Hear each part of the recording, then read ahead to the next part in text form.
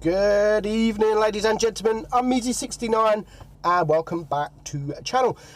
This evening we are going to look at the Tier 8 Italian new tank. It is the Pantera. Nice tank. It's very enjoyable to play.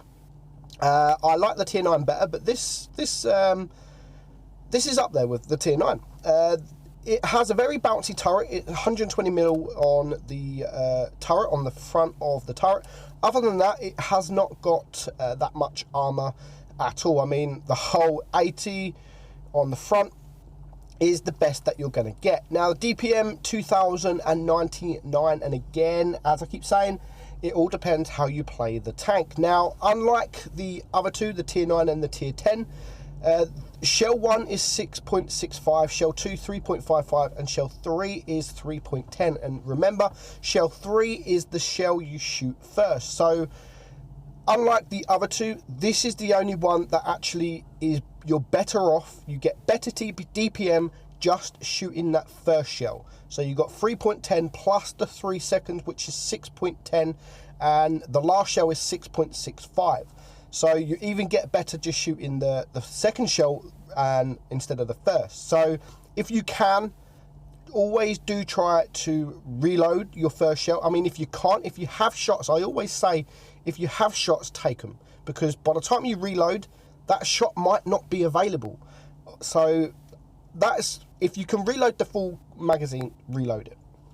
If you can't, just use your clip. The reload's not massive to weight anyway. So 203 AP pen, 259 APCR pen, 45 HE, and it does 225 damage per shot on the AP, 190 on your APCR, and 270 on your HE. Aim time is slightly more than the others at 3.4, and so is the dispersion at 0.310, and it does have 8 degrees of gun depression. But what really makes this tank is that speed, is 60 kilometers per hour. So we're going to have 2 battles for you today. One from myself, which is my first game in this, my first ever game, and we've got one from a good friend of mine, Danny Boy from NA, the Chrono Clan, and he's going to show you how to play the tank perfectly. So I don't explain, I mean, I don't show you. I can give you advice how I think you should play the tank, but when I'm actually in the tank, like, I don't care about the reloads. If I've got a shot, I'm going to take it. And that probably is not the best way to do it. But that's how I think it's better played. Where Danny Boy, he's actually going to think about the shots. I mean, here we have shots on the T44. If we're going to wait for the first shell to reload again, we might not get them shots. So that is my motto. That is what I'm going to stick by. And it works for me, so hopefully it might work for you. So the enemy are caught now 2 bases. We've caught base D. Considering we see the T43 running away, we are going to assume that there is no tank around here. So we spot the 152, the ISU 152, and you can see we're going to get a shot there. And again, if we wait, this is what I mean. If we would have waited for that first shell, we wouldn't have got that second shell off. So that is what I mean. And if you can get the shots, if you've got the shots, take the shots. So now we are 1 tank down. We're soon going to be 2 tanks down, I think. So we need to get there. I mean, 1 tank down each. We need to get to the battle as quick as possible. We have 3 shells loaded. We're going to shoot 1 in the AT-15. And again, we do miss the first shot, second shot, and we're going to get this third shot off. And then we're just going to sit behind. And we're not going to fully wait. I mean, maybe we could just wait, but it's so hard. It is just so hard. How are you supposed to sit here when you have shells loaded and you're not shooting?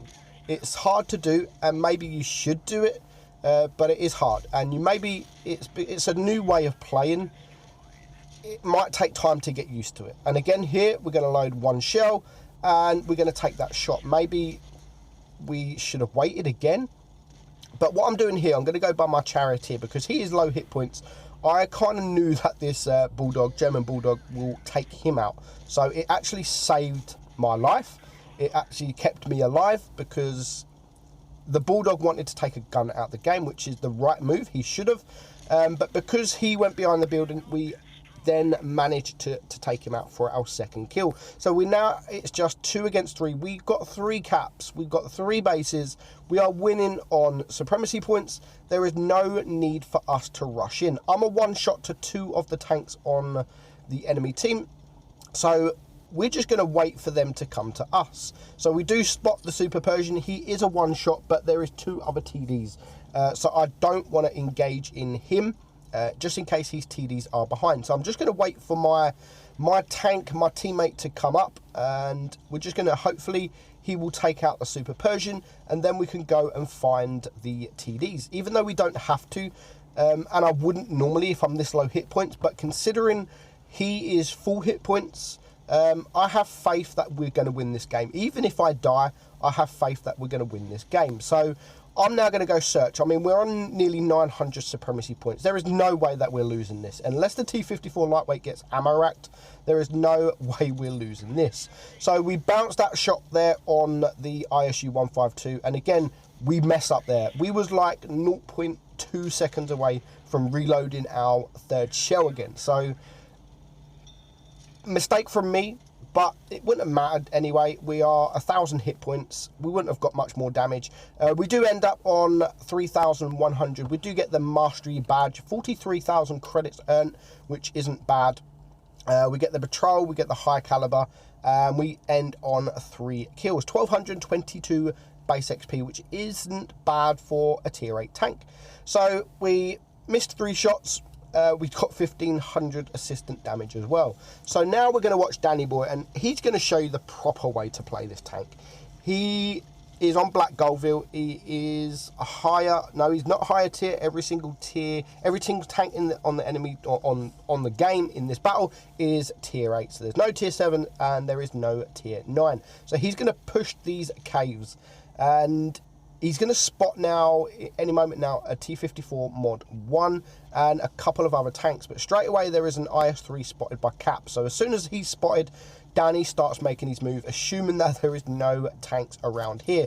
But as soon as he goes out in the open, as always, it always happens, you only ever spot these tanks when you're out in the open. So he's shot twice.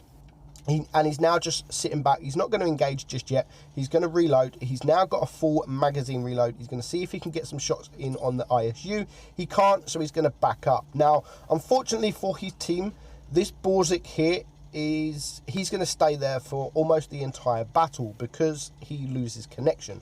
He does come back, and he does actually help Danny towards the end.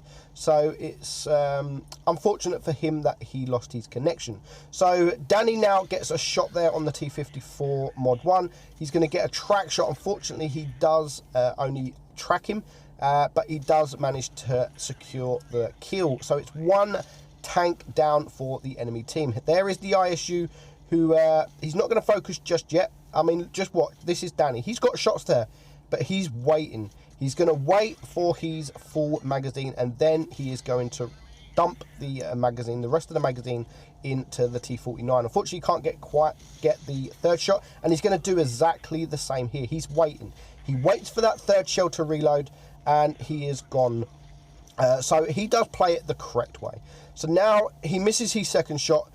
There is no point him poking out, knowing that the ISU is looking at him, because he could get killed.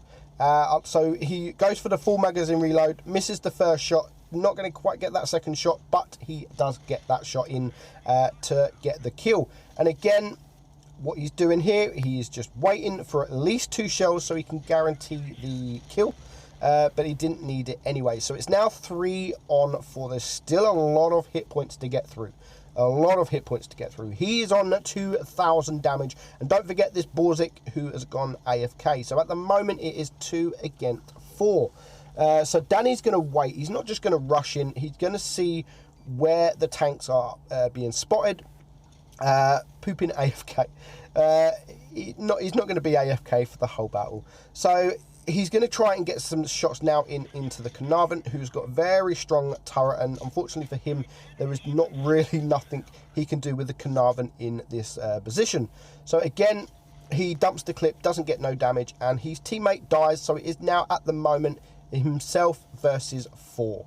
So he's going to wait for him to reload. He's not going to rush in. There's 4 tanks left alive. And finally, the Borzik, he does say sorry, so fair play to the Borzik. Everyone has a connection lost every now and again. It happens. It's just something that happens. But at least he is back just when Danny needs it and just when the IS-3 pops up. Lovely shot there on the IS-3. And he's going to reload that first shell. So hopefully the Borzik will... Even Danny there, he has confidence. We can win. We can win. We can do it. At least they know where at least one tank is because he is capping. So that's one tank out of the question to find. It's just we need to find the other 3. So he's going to pop up, see if he can get anyone spotted, and he spots the Carnarvon. And I love what he does here. The Carnarvon was 1,000 hit points. He gets one shot off, backs up, reloads his the third shell. So he's got 3 shells, and now he's going to poke. He should be able to clear this Carnarvon with 3 shots. So, but he is going to actually reload the full clip again. So luckily he does, because he low rolls and leaves the Carnarvon on 16 HP. So nice work there. Good